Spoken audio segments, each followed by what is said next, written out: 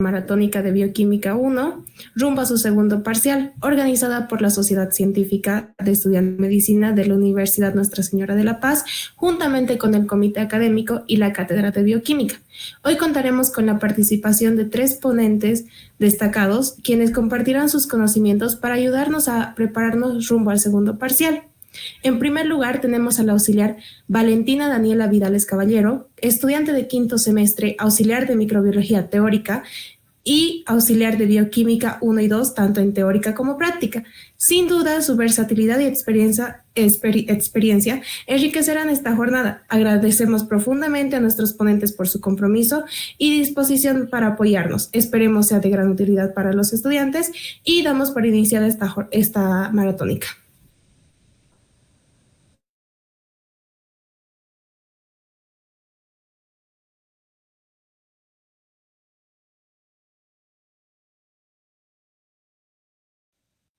Buenas noches, chicos. Desearles toda la suerte el día de mañana en su parcial.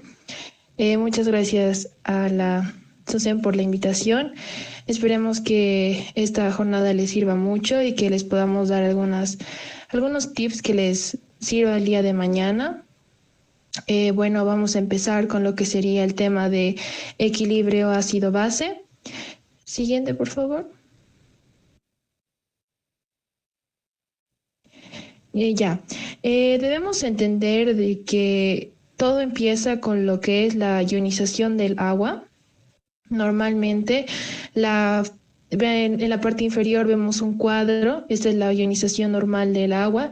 Vemos que el agua se ioniza en un ion hadronio y un oxidrilo. Ya que normalmente el hidrógeno no está, por así decir, desnudo, siempre se encuentra hidratado, pero por conveniencia utilizamos de que el agua está formado por un hidrógeno y un oxidrilo, que es la fórmula que ven en la parte superior. Siguiente, por favor. Entonces, vamos a tener una constante de equilibrio que va a ser igual a lo que es la ionización, los elementos ionizados del agua, es decir, el hidrógeno y el oxidrilo, dividido entre la concentración de lo que es el agua. La concentración del agua es de 55.5, a diferencia de la concentración de sus iones, que son de 1.0 por 10 a la menos 7. Esto quiere decir que la ionización del agua es en pequeñas cantidades y que estos valores de ionización no van a hacer variar como tal la concentración de agua total. Es por eso que tomamos como este valor como algo constante. Y es que este valor del agua va a pasar a multiplicar con la constante de equilibrio y la vamos a denominar como Kw, que es la constante de ionización. Es por eso que ya vamos a tener como fórmula final que el producto iónico del agua va a ser igual a la concentración de hidrogeniones y de oxidrilos. Siguiente, por favor.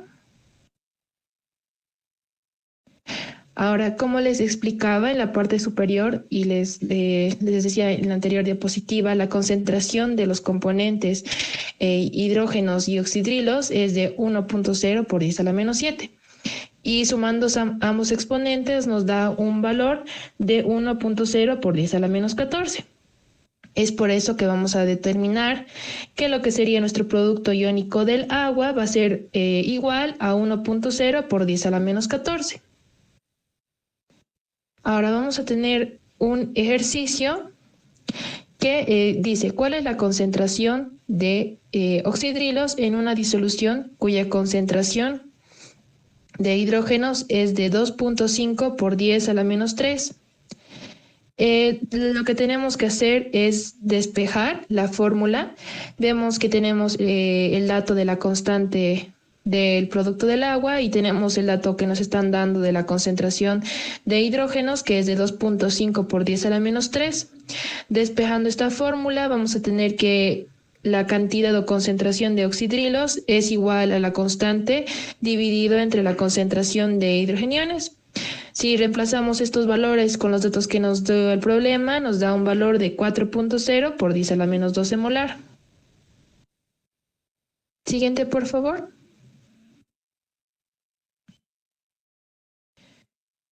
Ahora, tenemos que entender a qué se refiere con un ácido y una base. Tenemos dos conceptos como tal, la teoría que nos dio Arrhenius y el segundo concepto que es de Bronsted-Lowry. La teoría de Arrhenius nos dice que un ácido va a ser aquella sustancia que libera hidrógenos o hidrogeniones y la base aquel que libera iones hidróxido o oxidrilos. Sin embargo, vemos que hay limitaciones a esta teoría, ya que, por ejemplo, no abarca a compuestos que no sean acuosos o sean gaseosos. Y, por ejemplo, el amoníaco es una base, pero no dona lo que son oxidrilos o hidróxidos. En cambio, el concepto de Bronsted-Lowry nos da una definición mucho más amplia en la que pueden entrar muchos otros compuestos, que nos dice que un ácido va a ser aquel que done un protón y una base va a ser aquel que acepte un protón.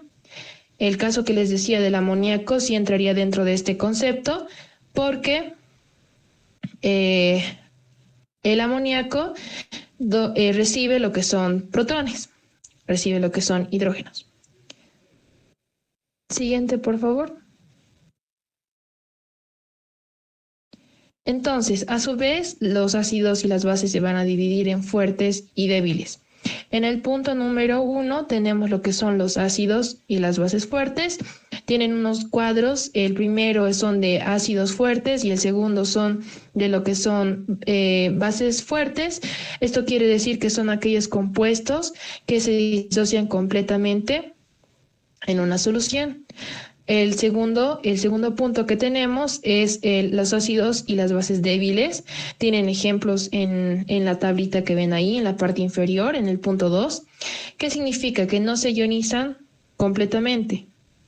Entonces, en este tipo, los ácidos muestran una afinidad elevada por el protón y solo se disocian muy ligeramente, por lo que se conocen como ácidos débiles.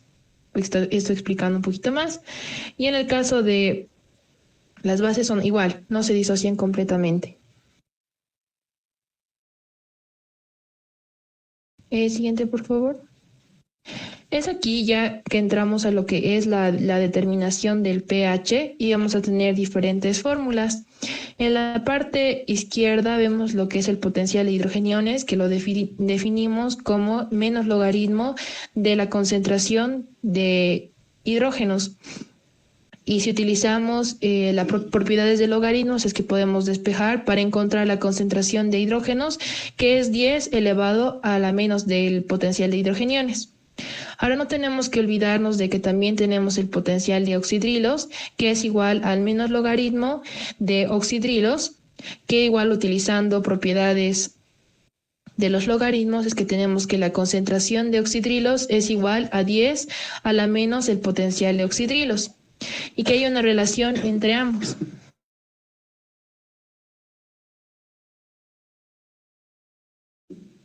No, una más, porfa, lo puedes poner. Hay una relación que es que el pH más que el potencial de hidrogeniones más el potencial de oxidrilos es igual a 14. Es que de estas fórmulas nace la escala que tenemos en la parte de abajo, tomando en cuenta el 7 como neutral, que es el pH que tiene el agua.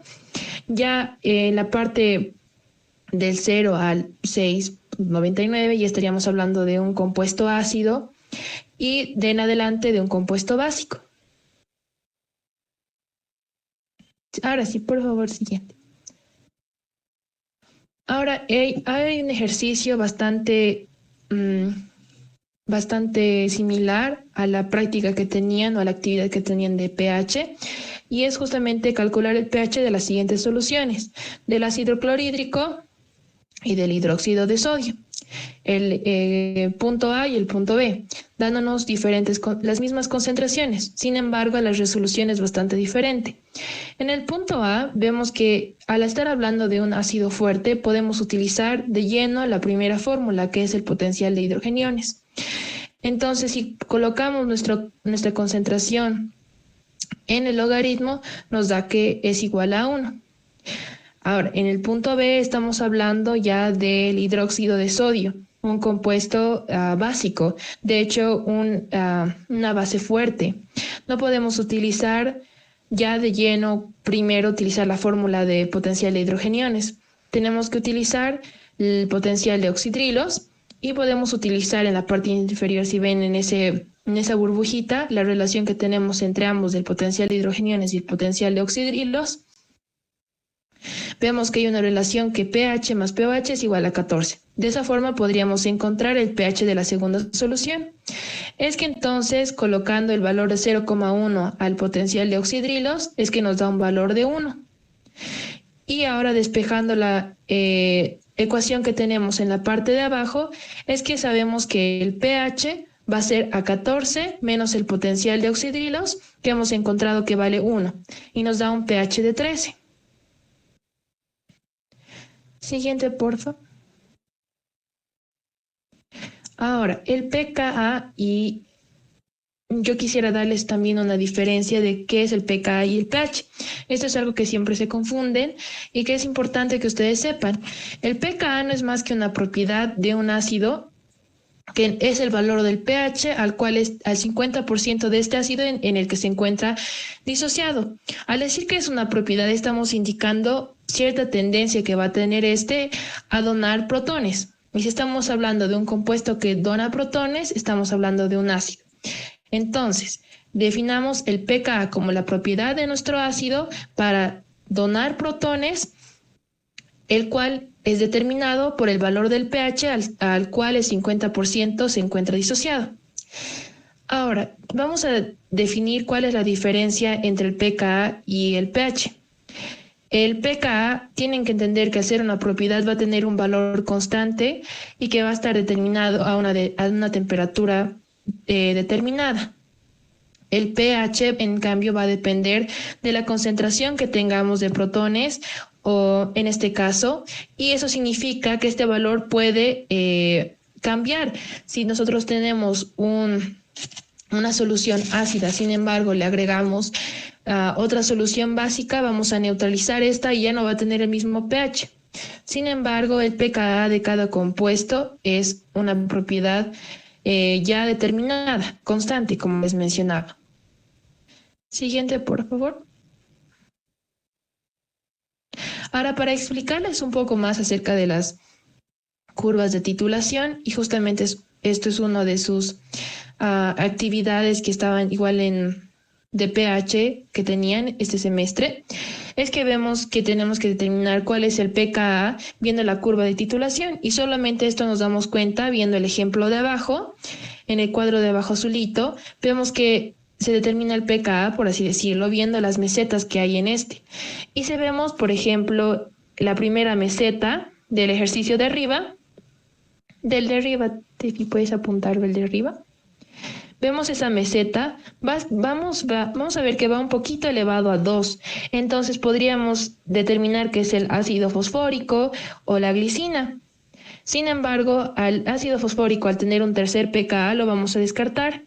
Pero vamos a comprobar viendo el segundo pKa de la glicina, que es de 9.80. Viendo la segunda meseta que tenemos, vemos que se acerca a este valor de 9.8, casi alcanzando al 10. Es de esa forma que estamos determinando el pKa, esta propiedad que tienen los ácidos. Siguiente, por favor. Ahora vamos a hablar de la regulación del pH. Tenemos que tomar en cuenta que nosotros tenemos un pH que ronda desde 7.35 hasta 7.45. Nuestro pH tiene que mantenerse dentro de este rango estricto, ya que una leve variación de este puede provocar cambios estructurales, metabólicos y mucho más. Por ejemplo, si tenemos un pH que está disminuyendo, es decir, que estamos teniendo una acidosis, vamos a ver lo que es la desnaturalización de las proteínas, y a su vez esto va a desencadenar varias cosas. Por ejemplo, las enzimas están compuestas principalmente por proteínas, y al verse estas afectadas vamos a ralentizar muchas rutas metabólicas. Es por eso que tenemos varios mecanismos de regulación, que son los amortiguadores químicos, la regulación renal y los mecanismos de regulación respiratorios. Siguiente, por favor.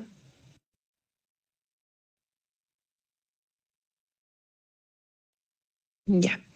Entonces, los amortiguadores están formados por un ácido débil y su base conjugada, o una base débil con su ácido conjugado. De manera que en caso de existir exceso de ácidos, sea la base que reaccione ante tal situación y igual de forma viceversa. Justamente esto, como ven en la parte de la diapositiva, estaría actuando en base a un principio, este llamado el principio de Le Chatelier. Es decir, que si tenemos una reacción en equilibrio y esta vemos que hay una fuerza que se va a ver sometida, nuestra reacción tiene que ir en dirección a aquella fuerza para contrarrestarla. En la parte de abajo de la imagen vemos lo que les decía de que un buffer está conformado por su ácido y su base conjugada, o por una base y su ácido conjugado. Siguiente, por favor. Ahora vamos a tener factores de los que va a depender nuestro buffer y su capacidad de amortiguadora. El primero es la concentración molar del par ácido-base. Esto quiere decir que mientras hay una mayor cantidad de mayor va a ser la capacidad amortiguadora que va a tener. El cociente de sus concentraciones va más si hay un ácido, si hay más base. Lo ideal de un buffer es que tenga la misma cantidad de ácido que de base. Sin embargo, si vemos que un buffer tiene una cantidad mayor, por ejemplo, de ácido, va a tener obviamente una capacidad amortiguadora frente a una solución muy básica, pero puede ser deficiente esta si hay una solución ácida, porque hay más ácido que base.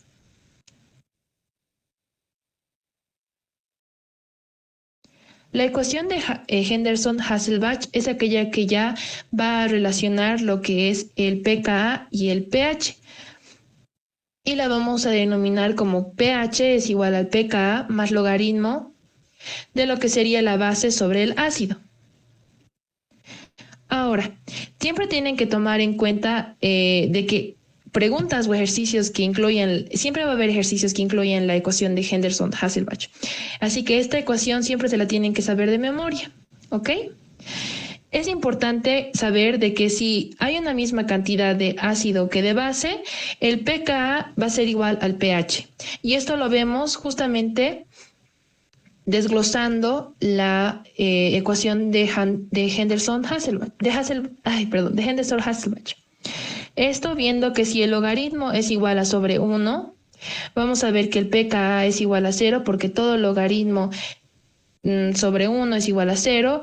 Ya es que vamos a determinar que el pH es igual al pK. Siguiente, por favor. Ahora hay un ejemplo acerca de cómo calcular la concentración, ya sea de lo que es el ácido o la base, a partir de esta ecuación. Y dice, calcule el cociente de ácido láctico y lactato que se requiere en un sistema amortiguador de pH 5. El pKa del ácido láctico es de 3.86. Entonces, lo primero que tenemos que hacer es determinar cuál es el ácido y cuál es la base. El lactato es nuestra base. Y no se olviden, chicos, a pesar de que puedes poner atrás, porfa, Tefi. A pesar de que sea A, no se confundan, no es ácido, es base. Arriba siempre va la base y abajo va el ácido. Entonces no se confundan en eso. Si ustedes ponen al revés, les va a salir otro resultado. No se olviden de eso. Ahora sí, siguiente, porfa, Tefi. Ahora, entonces ya determinamos que nuestra base va a ser el lactato y que nuestro ácido es el ácido láctico. Ahora vamos a poder despejar lo que sería para obtener aquí. ¿Puedes mostrar la segunda parte, Tefi? No. El ejercicio, Tefi. Por fin. ¿Puedes despejarse para obtener eso? ¿Puedes mostrar? Ya. Entonces, vamos a ir despejando. Vamos a restar lo que es el pH menos el pKa, ya que nos están dando ambos datos. El pH es de 5 y el pKa es de 3.38, lo cual nos da un valor de 1.14. Ahora lo que tenemos que hacer es despejar el logaritmo. Y si lo despejamos al otro lado, lo vamos a poner como antilogaritmo. Y es ahí que vamos a determinar poniendo este valor el 13.8, que nos va a dar un valor de 13.8.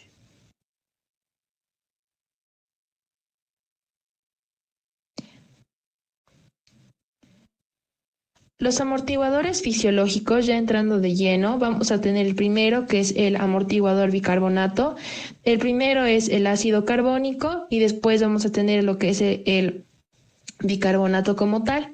Este va a tener un pKa de 6.1 y vamos a ver cómo reaccionan en una situación donde hay una solución ácida y en el segundo, en el que dice B, en una solución donde es básica.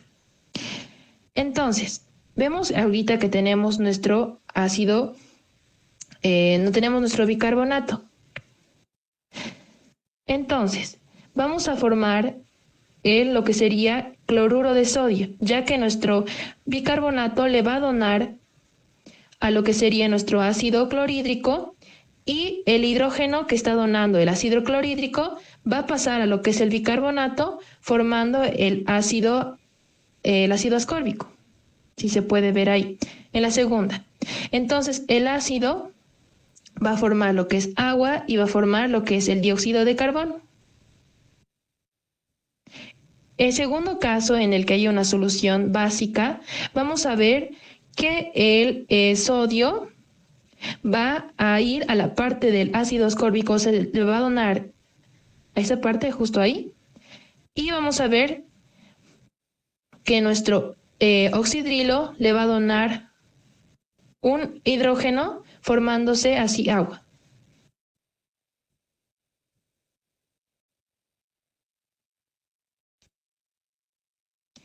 En los amortiguadores fisiológicos vamos a tener lo que es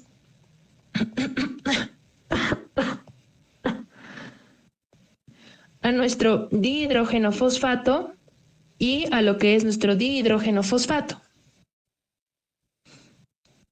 Entonces, nuestro nuestro ácido clorhídrico va a actuar sobre lo que es nuestro dihidrógeno fosfato. Vamos a ver que nuestro dihidrógeno fosfato le va a donar un sodio y el ácido clorhídrico va a ionizarse en lo que es el cloro y el hidrógeno. Entonces, al donarse un hidrógeno y donarse un sodio, vamos a formar lo que es el cloruro de sodio y vamos a formar lo que es el dihidrógeno fosfato. En el segundo caso en el que veamos una solución con una base fuerte, como lo que es el hidróxido de sodio, vamos a ver que se va a donar lo que es un sodio de parte del hidróxido de sodio y vamos a ver la donación de lo que es un hidrógeno del dihidrógeno fosfato. Entonces, si se está donando un hidrógeno al oxidrilo, vamos a formar agua. Y si se une este sodio a lo que es el dihidrógeno, vamos a formar este segundo compuesto, o sea que es el dihidrógeno fosfato.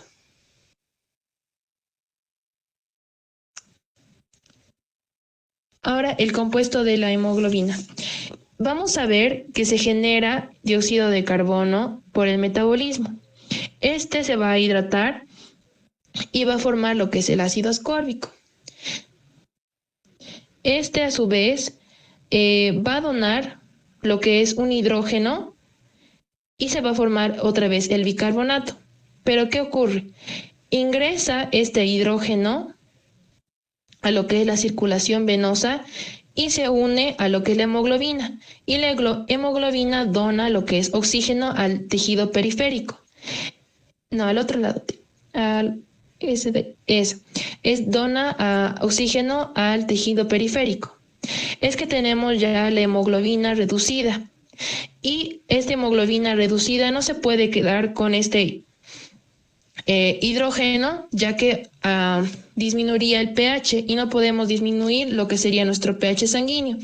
Es entonces que aquí entra la parte de los pulmones. Entonces, vemos que va a entrar lo que sería va a entrar oxígeno de parte de los pulmones y se va a volver a unir a lo que es la hemoglobina y va a liberar el hidrógeno a la parte de los pulmones. Este hidrógeno no se puede quedar así, entonces se une al bicarbonato formando el ácido el anhídrido carbónico, el anhídrido carbónico.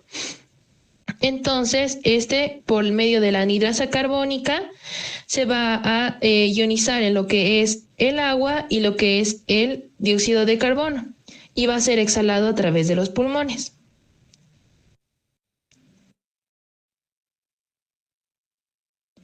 Después vamos a tener amortiguador de proteínas, que está relacionada a ciertas partes o a cadenas laterales que forman parte de los aminoácidos y que pueden ceder o aceptar protones.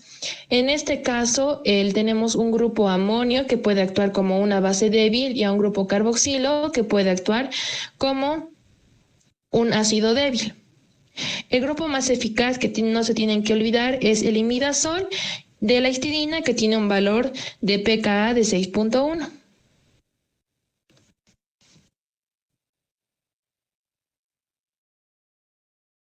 Ahora vamos a tener lo que es la regulación respiratoria y la regulación renal. Vamos a ver que si disminuye o aumenta lo que es el bicarbonato, vamos a ver un cambio en lo que es la frecuencia cardíaca. En la frecuencia respiratoria. Entonces, si aumenta lo que es el bicarbonato, va a disminuir lo que es la frecuencia respiratoria. Esto tratando de mantener mayores niveles de CO2 en nuestro cuerpo.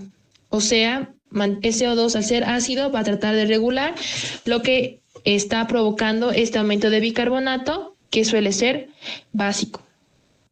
Al disminuir lo que es el bicarbonato, a su vez aumentaría lo que es la frecuencia respiratoria, esto tratando de eliminar la mayor cantidad de dióxido de carbono posible, esto tratando de regular esta disminución de lo que es el bicarbonato. Por parte de la regulación renal, vamos a tener lo que es la excreción de hidrógenos a través de la orina, la reabsorción de bicarbonato, la excreción de ácido titulable y lo que es la excreción de iones amonio.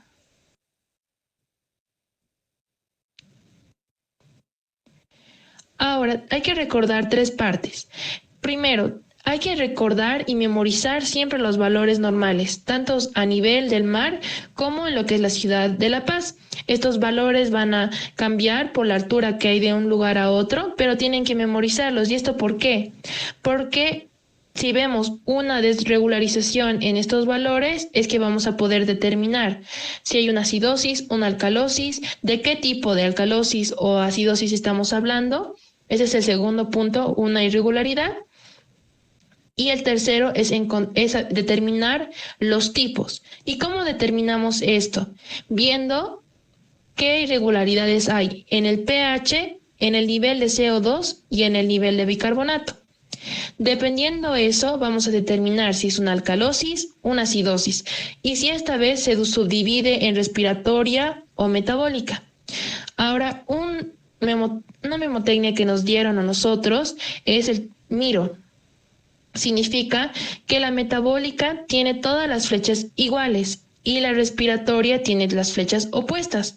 Y eso se puede ver, por ejemplo, Tefi, ¿puedes mostrar las acidosis metabólicas?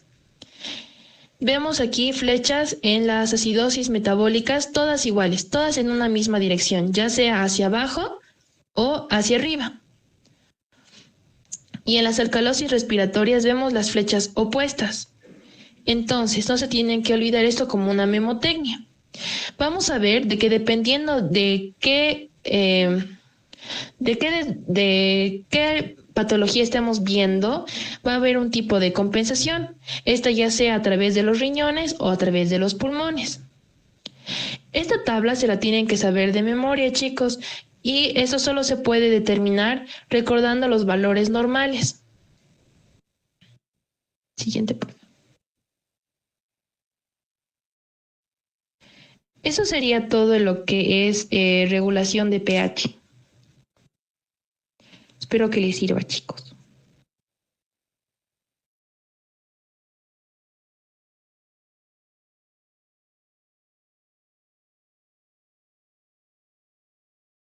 Agradecemos a la auxiliar por su tiempo y dedicación para la ponencia de ahora y continuamos con la siguiente auxiliar, que no, es la auxiliar Stephanie Michelle Vázquez Fioriro, auxiliar teórica de la Cátedra de Bioquímica, estudiante de quinto semestre y miembro activo de la SOCE. Su entusiasmo y dedicación destacan en cada actividad académica en la que participa. Por favor, puede dar inicio.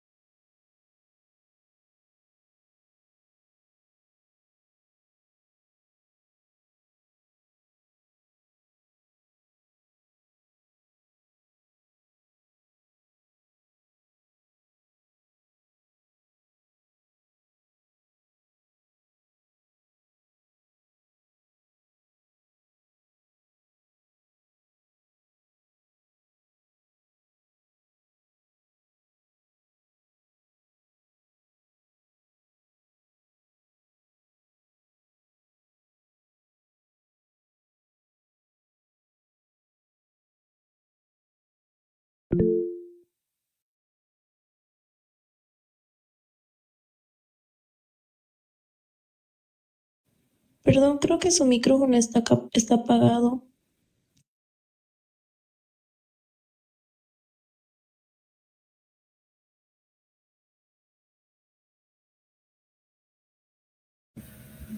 Ahora sí me escuchan, chicos, todos. Sí, se escucha. Ya, súper. En ese caso, voy a continuar.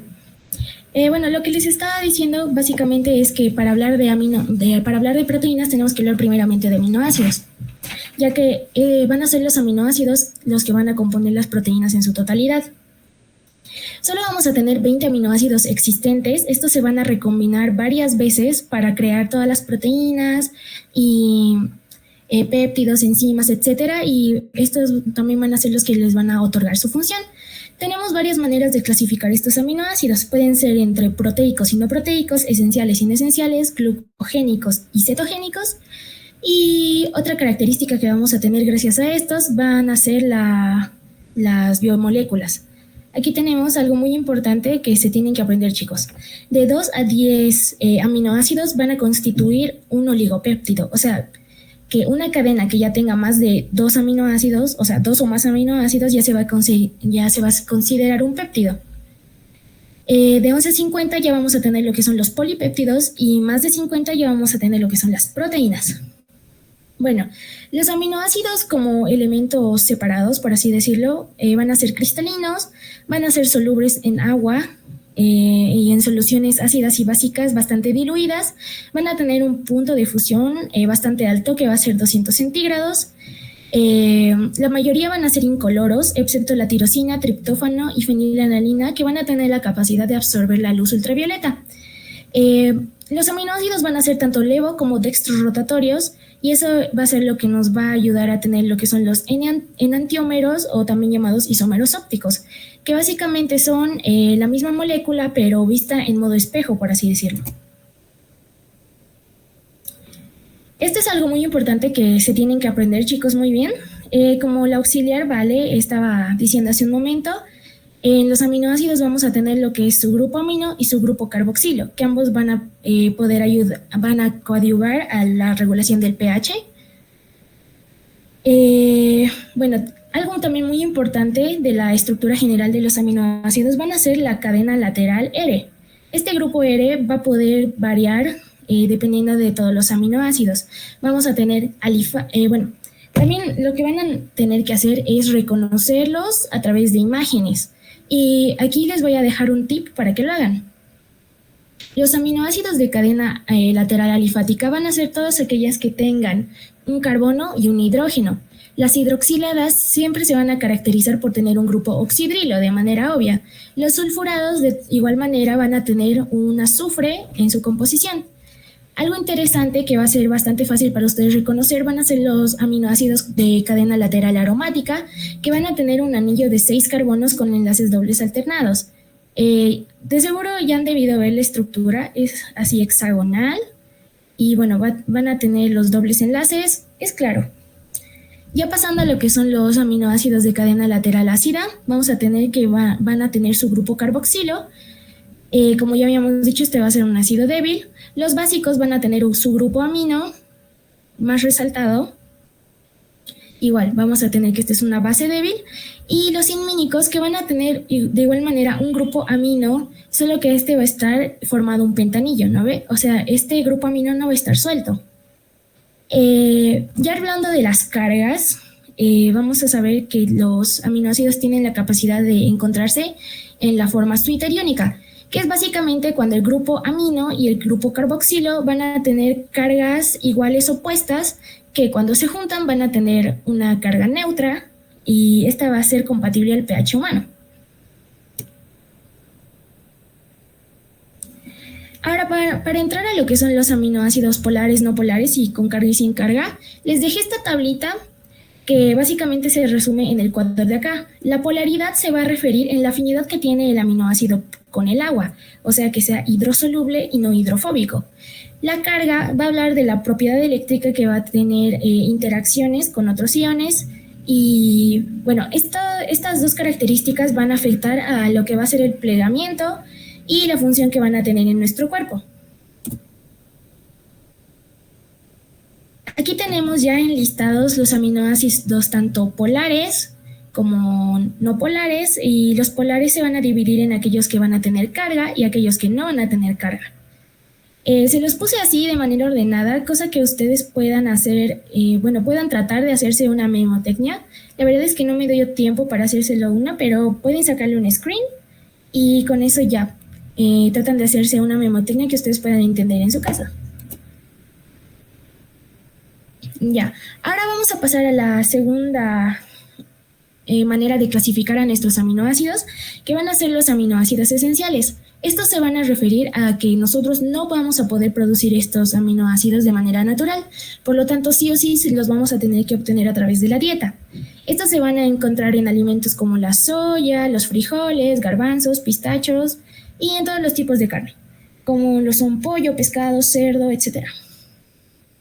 La importancia de esto radica en las funciones que van a tener, porque de igual manera, más adelante vamos a ver que los aminoácidos no esenciales igual se van a crear a base de aminoácidos esenciales. Entonces, obviamente los necesitamos para crear los aminoácidos que más adelante vamos a ver las funciones aparte que cumplen. Aquí podemos ver principalmente la fenilalanina, que va a ayudar en lo que son la regulación de las endorfinas y la síntesis de catecolaminas. Conocemos que estas son la noradrenalina, adrenalina y la dopamina. Por lo tanto, va a estar muy involucrada en lo que es la hormona de la felicidad, por así decirlo.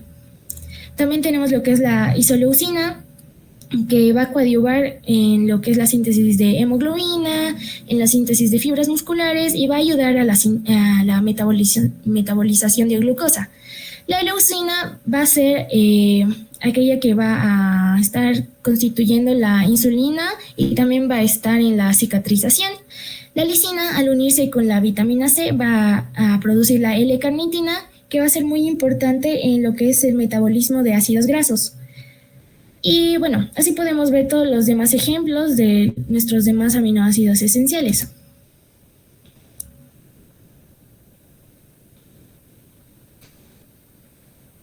Bueno, aquí tenemos nuevamente estos son los aminoácidos no esenciales. Estos van a estar compuestos, como ya les había dicho, de aminoácidos esenciales. Algunos van a estar compuestos también de glucosa, ácidos grasos y vitaminas y minerales. Este es un resumen rápido de lo que cada uno puede hacer. También le pueden sacar un screenshot.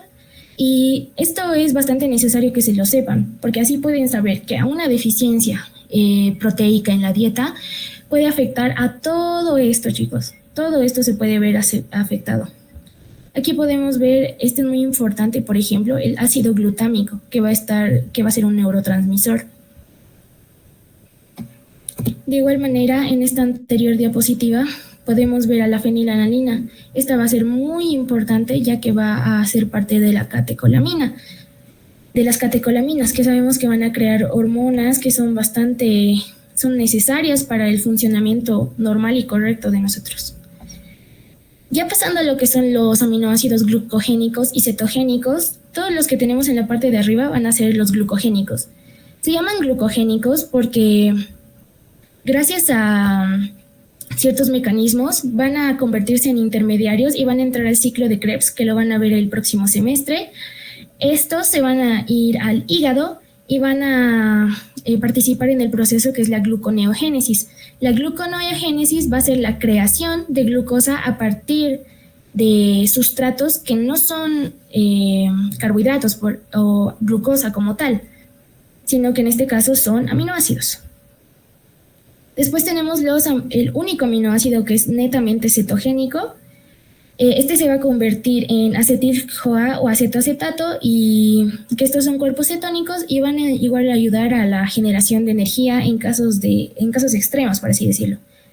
Ahora, hay aminoácidos que son mixtos, que son la isoleucina, lisina, fenilalanina, triptófano y tirosina. Estos van a poder cumplir ambas funciones. Ya, ahora que ya hemos visto todo lo de aminoácidos, vamos a ver cómo se van a unir estos aminoácidos para crear los péptidos primeramente.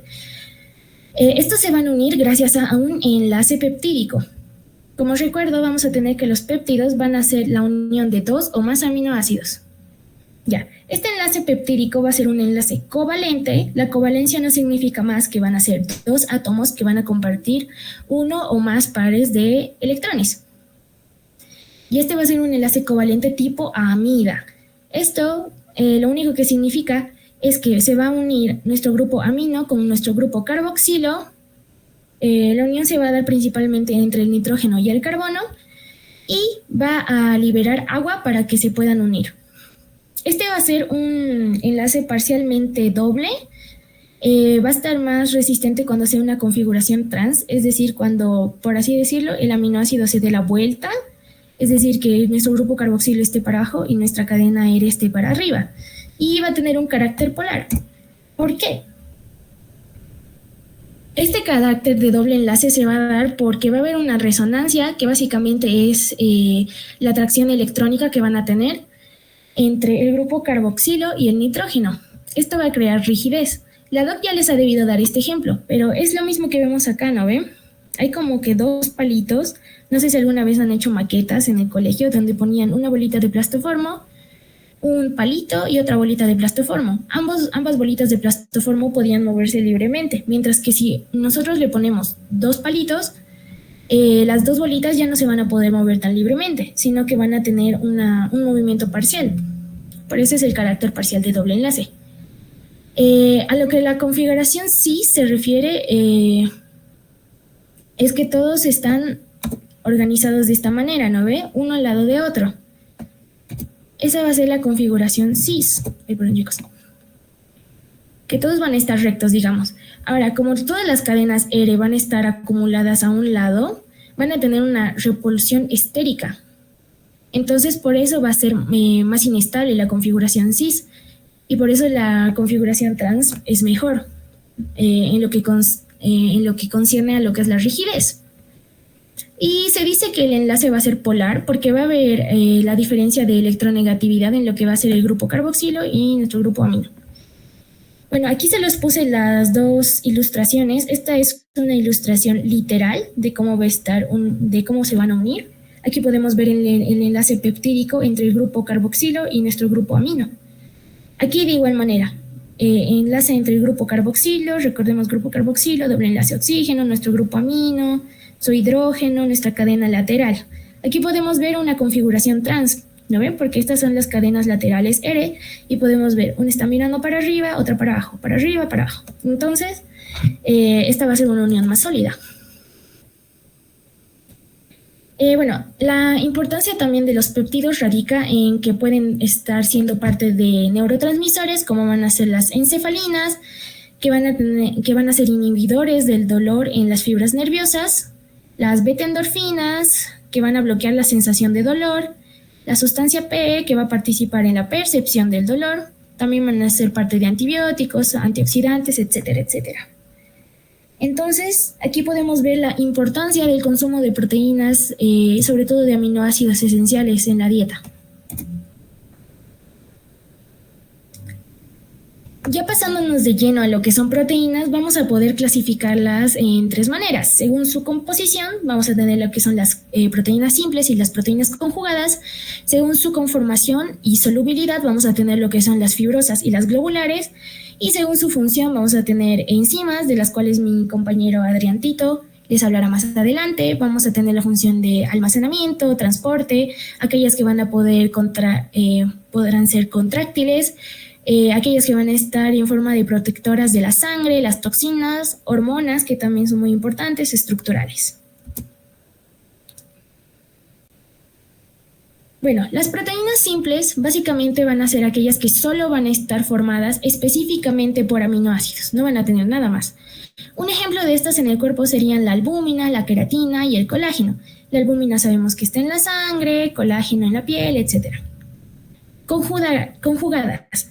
Van a ser aquellas que van a estar formadas por aminoácidos, pero además van a tener un grupo prostético. Un grupo prostético va a ser un no aminoácido que se va a unir fuertemente a una proteína.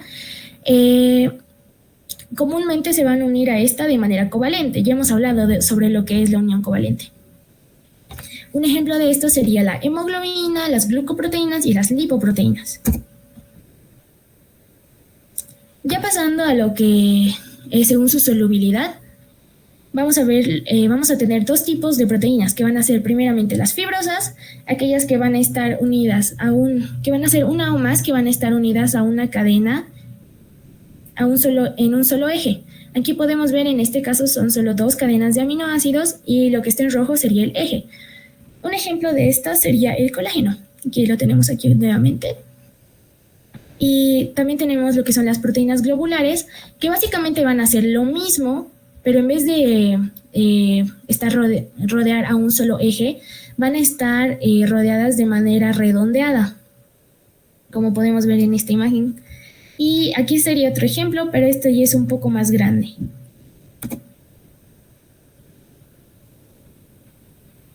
Ya pasando a lo que son los niveles de estructuración, primero les dejé este dibujito para que entiendan más o menos cómo es que la estructura funciona. Aquí podemos ver aminoácido por aminoácido, ¿no ven? Podemos ver que en una unión de estos aminoácidos podemos hacer dos estructuras secundarias que van a ser las alfa hélice o las beta plegadas. Estas van a ser estructuras secundarias. Ahora, cuando estas estructuras se unan de manera tridimensional, van a crear las estructuras terciarias y finalmente cuando varias estructuras terciarias se unan van a crear una estructura cuaternaria. Normalmente, ejemplo de esta estructura cuaternaria podrían ser las enzimas. Bueno, aquí tenemos más específicamente cómo son las estructuras. Las beta plegadas van a tener un enlace y también las alfa hélice van a tener enlaces de puentes de hidrógeno, solo que estas van a estar en diferente disposición. Aquí podemos ver que las beta plegadas se caracterizan por tener su puente de hidrógeno frente a frente, mientras que las alfa hélice tienen su puente de hidrógeno de arriba a abajo. Ahora, para ver lo que son las estructuras supersecundarias, básicamente van a ser las disposiciones que pueden tomar las estructuras alfa hélice y las beta plegadas. Bueno, aquí tenemos varios ejemplos, que podría ser hélice bucle hélice, hélice enrollado, haz de hélice. Aquí podemos ver cómo las beta plegadas y las alfa también se pueden unir para hacer, por ejemplo, esta unidad, las horquillas hechas por solo betas, los meandros, las llaves griegas, y los conocidos también como emparedados. Finalmente, para ver lo que son las estructuras terciarias y cuaternarias, la característica más importante de lo que van a ser las terciarias van a ser que van a estar en 3D. Ahorita les voy a mostrar un video donde esto se va a ver más específicamente. Y bueno, las estructuras cuaternarias, ya podemos ver, es una proteína que va a consistir en más de una cadena de aminoácidos. Aquí podemos ver, están resaltados por colores. Ahora quiero que le saquen screen a esta tablita. Va a ser muy importante, chicos. Aquí está todo lo que necesitan, sobre todo las estructuras. Y esto es algo que nos interesa bastante, que van a ser la solubilidad que van a tener estas. Como estábamos viendo hace un momento, las proteínas globulares en el otro tipo de organización que tenemos van a ser las que van a ser más hidrosolubles, mientras que las fibrosas no van a ser tan solubles o casi no van a tener solubilidad.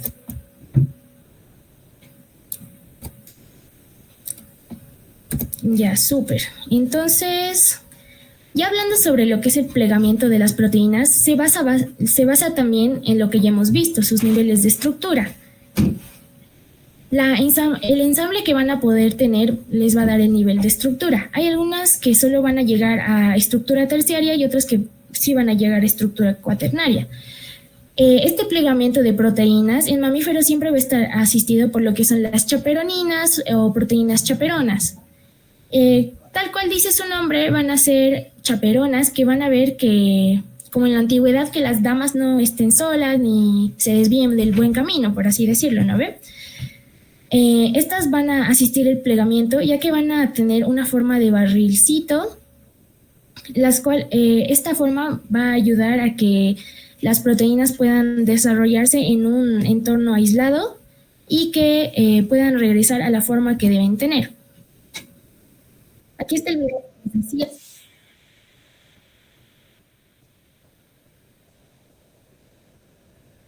También podemos ver los terminales, el amino terminal y el carboxilo terminal.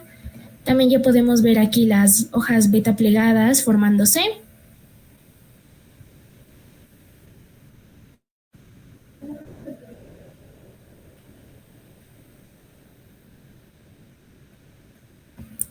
Lo que podemos ver alrededor van a ser los puentes de hidrógeno. Este va a ser nuestro carboxilo terminal. Van a ver cómo para formar esta proteína específica, se va a ubicar al centro de nuestra proteína, ya que es una característica que van a tener algunas proteínas para ayudar con todo lo que tiene que ver la solubilidad. Y ahí tenemos nuestra proteína final, y está completamente plegada. Eso sería todo, chicos. Muchas gracias.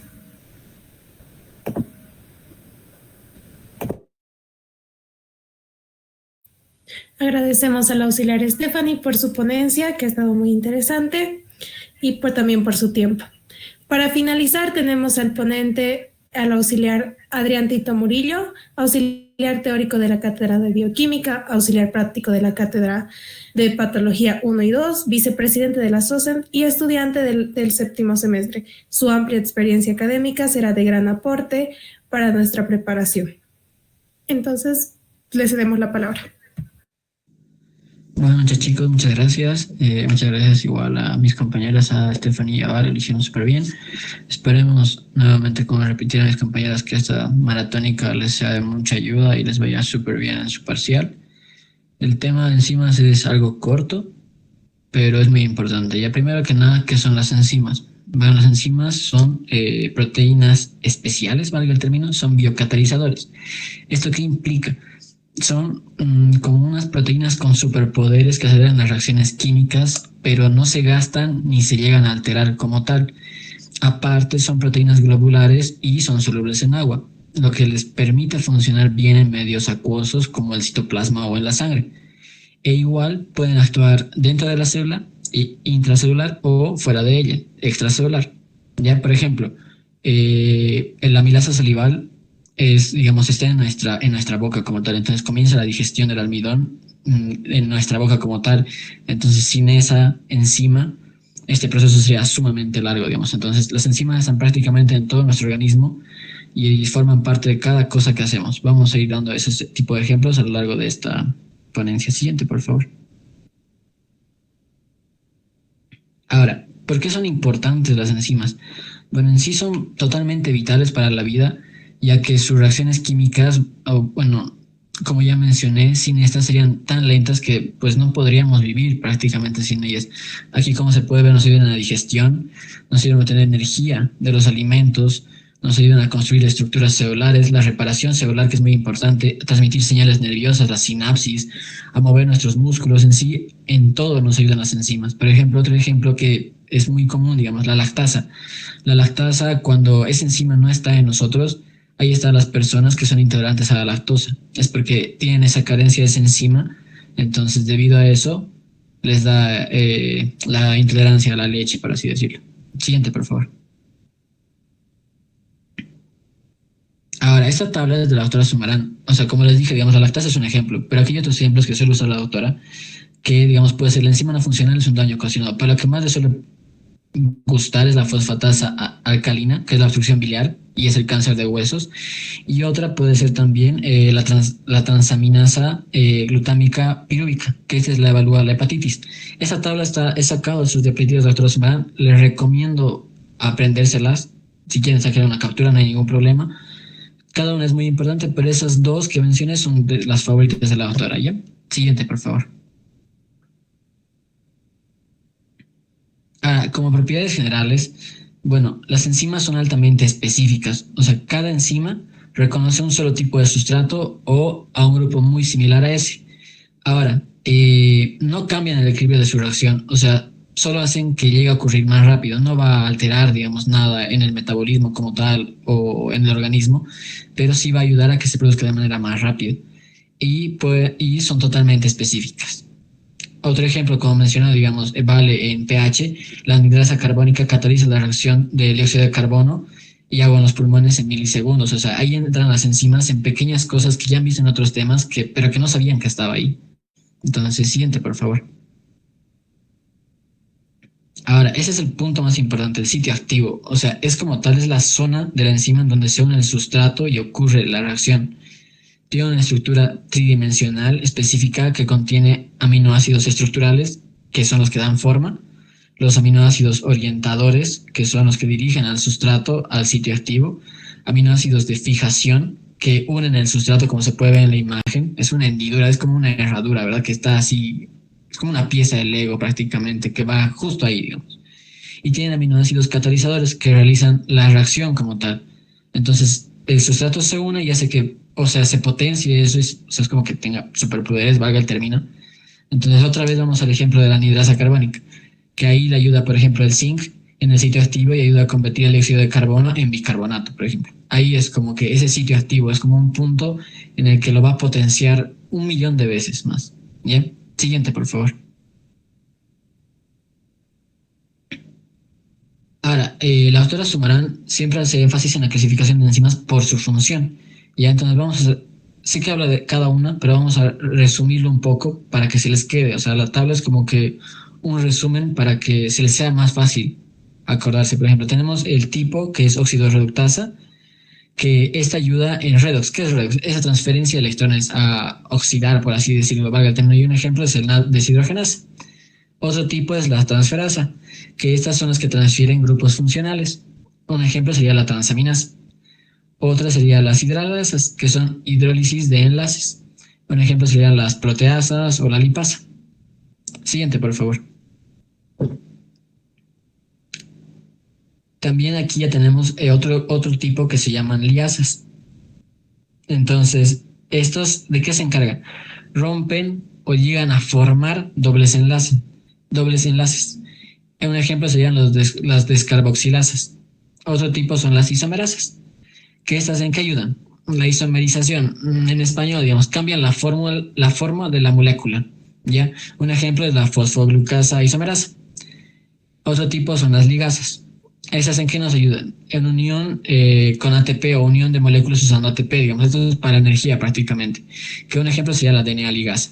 Entonces, esta tabla es como que resumido todo lo que explica la doctora Zumara en unas 6 diapositivas. Entonces, esas tablas son para que sepan más o menos por qué funciona cada tipo según su función. ¿Ya? Siguiente, por favor. Ahora, aquí vamos a hablar de coenzimas, cofactores e isoenzimas. ¿Qué es una coenzima? Son moléculas orgánicas derivadas de las vitaminas. Y los cofactores son iones metálicos, como ya mencioné, digamos, el zinc o el magnesio. ¿Estos en qué ayudan? Digamos, a veces las enzimas no pueden unirse por sí solas o necesitan un pequeño empujoncito, digamos, para hacer el sitio activo, unirse al sitio activo. Entonces, necesitan a veces ayuda de las coenzimas o de los cofactores. Por ejemplo, la vitamina B5 transfiere grupos de acilo, digamos, que pueden ayudar a ciertas enzimas a unirse a otro punto activo más fácil. Entonces, los cofactores y las coenzimas son como que cuando una enzima no puede unirse por sí sola a un sitio activo, no puede potenciarse por sí sola, ahí entran la coenzima y los cofactores y ayudan a que se potencien como tal. Ahora, las isoenzimas o las isocimas son variantes de una enzima que catalizan la misma reacción, pero en distintos tejidos o situaciones. Como ya sabemos, las enzimas son específicas, pero en cambio las isoenzimas son variantes de una enzima que como ya mencioné, catalizan la misma reacción, pero en otros tejidos. ¿Ya? Ayudan a adaptar el metabolismo según el órgano o etapa del desarrollo, digamos. ¿Ya? Entonces, coenzima, cofactores ayudan. Isoenzimas son variantes de las enzimas que ayudan a irse a otros tejidos o a otro punto que no sea, digamos, tan específico. Siguiente, por favor. Ahora, el mecanismo de acción de las enzimas como tal es que, o sea, como pueden ver ahí se unen, ¿no? Al sitio activo es como una hendidura. Ahora, las enzimas bajan la energía de activación, que es la barrera que debe superarse para que ocurra una reacción. Pero estas no alteran el equilibrio, solo ayudan a que llegue al lugar más rápido. Entonces, es como, digamos, no sé, todos tenemos que subir, digamos, el Illimani, todos tienen que subir una colina, pero sin esa enzima, sin las enzimas, no hay una forma de escalarlas. En cambio, una enzima es como que, digamos, a ver, digamos, el camino de la muerte, ¿no? Han visto que es todo una odisea, digamos, pasar por ahí. Pero, digamos, las enzimas serían esos túneles que han hecho para ya no tener que pasar por ahí y ahorrar ese tiempo y hacerlo mucho más rápido. Entonces, es como que ayudan, no alteran nada, pero ayudan a que sea todo mucho más rápido, facilitan el trabajo, ayudan a que todo sea mucho más rápido, aceleran los procesos metabólicos, aceleran los procesos en el organismo, etc. ¿Ya? Siguiente, por favor. Ahora, la cinética enzimática, aquí habla la autora de la ecuación de Michaelis-Menten. ¿De qué va esto? Describe la relación entre la velocidad de la reacción y la concentración de un sustrato. Por ejemplo, aquí se puede ver que es la velocidad máxima del sustrato sobre la afinidad de la enzima. O sea, ¿de qué va esto? Digamos, el Km que pueden ver ahí es la afinidad de la enzima por un sustrato. Y la Vmax es la velocidad máxima cuando todas las enzimas están saturadas. Un ejemplo está ahí, por ejemplo, esos micros, digamos. Aquí un ejemplo, un micro es la enzima y recoge pasajeros, que sería el sustrato.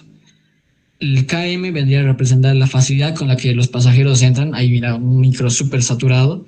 Y la velocidad máxima es cuando ya no hay más espacio, como en ese micro. O sea, prácticamente ese es un ejemplo muy práctico, para que puedan aplicarlo, digamos, más o menos.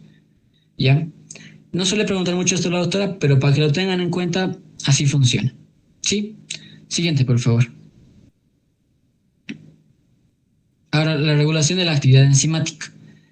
Existen dos tipos. Una es las enzimas alostéricas, que estas como tal tienen múltiples subunidades. Tienen la unión de sustrato facilita que se unan a otros, como se puede ver ahí. Y pueden ser activadas o inhibidas por moduladores. Ese es el punto al que vamos en la siguiente diapositiva, por favor, que se pueden inhibir. Esta es la inhibición enzimática, que es como un algoritmo que hizo la doctora, que tenemos las reversibles y las irreversibles. Las irreversibles solo serían los venenos como tal, por así decirlo.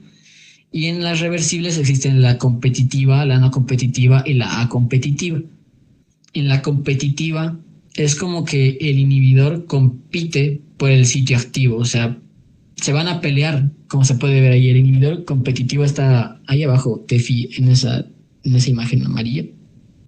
Ahí el inhibidor competitivo va a intentar ganarle a la enzima, o sea, van a pelearse por ese punto como tal. Ahora, en el no competitivo, el inhibidor se une en otro sitio sin afectar al sustrato como tal, o sea, se va a un costado, no va al punto como en el anterior, digamos, que entra al lugar donde debería entrar el sustrato. Y en la A competitiva es como que se va al lado del sustrato, se une ahí a un costado. O sea, esas son las tres formas gráficas. Ya tal vez la autora grafique, digamos, un inhibidor enzimático reversible no competitivo. O sea, no se tiene que acercar en nada al sustrato, va a otro punto totalmente distinto del sitio activo. Uno competitivo entra en lugar del sustrato y una competitivo va al lado prácticamente. Ya esto para que lo tengan en cuenta porque esas preguntas sí las suele hacer a veces la autora. Entonces, eso sería por parte de las enzimas. Es un tema algo relativamente corto, pero que es muy importante, como viste, está prácticamente en todo. Entonces, las enzimas son fundamentales totalmente para la vida y bueno, eso chicos, está prácticamente en todo. Si lo asocian a cosas que ven en su día a día, se les va a hacer mucho más fácil. Por ejemplo, el lactato yo nunca me olvido, digamos. Pero eso chicos, les deseamos mucho éxito. Más bien con Vale y Stephanie hicimos un banco de preguntas que son de tipo examen. Queríamos hacer la consulta con ustedes de si quieren resolverlo ahorita o si quieren que se los pasemos y lo resolvemos y lo grabamos la resolución y les pasamos, o se los dejamos como tarea y se los resolvemos para mañana. O sea, eso ya lo dejamos a su decisión. Si tienen alguna duda o pregunta de algún tema de enzimas, de proteínas, aminoácidos o pH, nos la pueden hacer saber en este momento. Y bueno, eso más bien, gracias por su atención, gracias a Stephanie, gracias a Vale, gracias a la SOSEM igual. Y bueno, eso chicos, si quieren, ahorita Stephanie creo que puede compartir, digamos, pantalla del examen un ratito, porfa, si le esperan. Dale, ahorita lo comparto, chicos.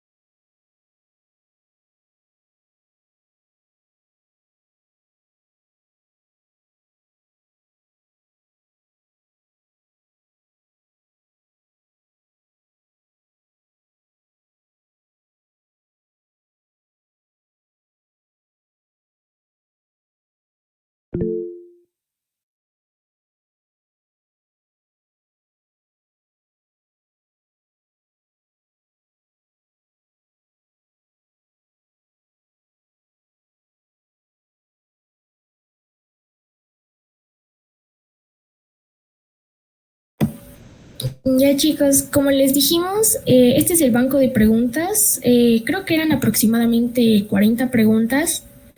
La duda que teníamos era si querían resolver estas ahorita con nosotros o si prefieren que se las pasemos, traten de resolverlas ustedes el día de hoy y que nosotros mañana ya les pasemos el banco resuelto. Así que pueden votar en el chat sí, si quieren que resolvamos en este momento, y no, si quieren que les pasemos y resolvamos mañana. Sí, chicos, o sea, podríamos prácticamente pasarles el banco y con Tefi, con Vale, y vamos a, digamos, grabar un Meet explicándoles cómo lo resolvemos. Igual ustedes intenten resolver y que les sirva, ¿no? Para practicar eso como tal para su parcial.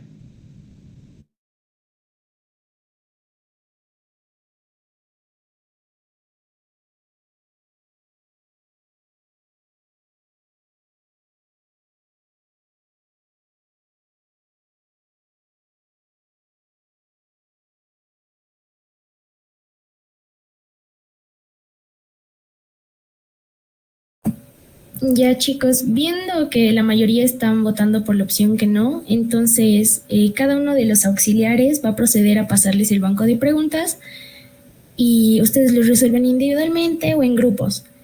Como yo siempre les digo a mis estudiantes, siéntanse con la libertad de preguntarnos las cosas, si no es por acá en el chat privado. Nos tardaremos un poco, pero les vamos a contestar. Así que muchas gracias por su atención, chicos. Realmente estudien, enfóquense en lo clínico y les deseo muchos éxitos a todos, mucho conocimiento más que suerte. Hemos llegado al final de nuestra maratónica de Bioquímica 1 y queremos expresar nuestro más sincero agradecimiento a todos los que hicieron posible este evento. En primer lugar, un enorme agradecimiento a nuestros ponentes, el auxiliar Adrián Tito Murillo, auxiliar Stephanie Michelle Vázquez Fiorilo y la auxiliar Valentina Daniela Vidales Caballero, por compartir generosamente su tiempo, experiencia y conocimiento. Gracias por su compromiso con la formación académica de sus compañeros. También agradecemos a la Sociedad Científica de Estudiantes de Medicina de la Universidad Nuestra Señora de la Paz, al Comité Académico y a la Cátedra de Bioquímica por el apoyo en la organización. Esperemos haya sido de mucha ayuda para ustedes y les deseamos éxito en su parcial. Tengan buena noche.